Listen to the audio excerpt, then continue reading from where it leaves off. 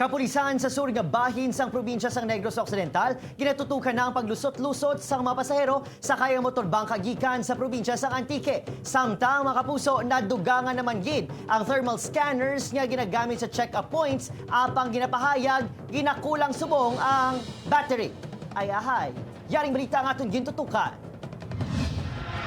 Kakulang sa thermal gun na ginapahayag nagtugas sa huol sa trapiko kag malabang ang linya sa mga check-up point. Ganing halin sa duha, 5-6 ka persona na ang nagapatigayon sa thermal scanning diri sa boundaries ng Talisay kag Bacolod City. Apang ang problema karon, may scanner gani pero wala naman sang battery. Kung wala akong nagdala, wala kami battery.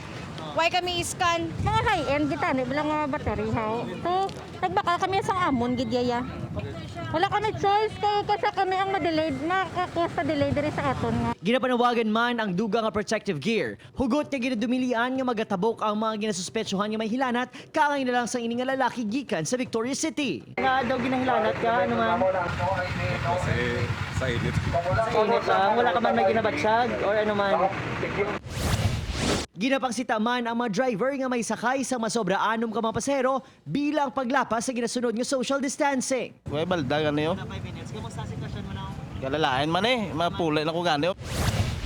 Matapos makatabok ang 15 ka persona sakay sa motorbangka gikan sa Antique padulong sa Kawayan.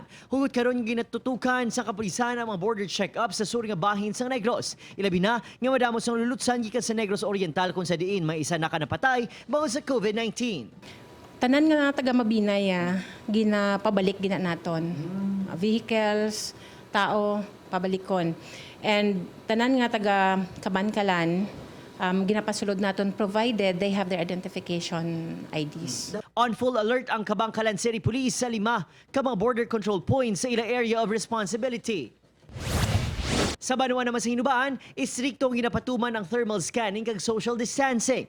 Pila naman ka mga residente ang nakabaton sa habon kag sanitation kits gikan sa otoridad. Ubod kay Reynald Castillo, Adrian Prietos, 1 Western Visayas.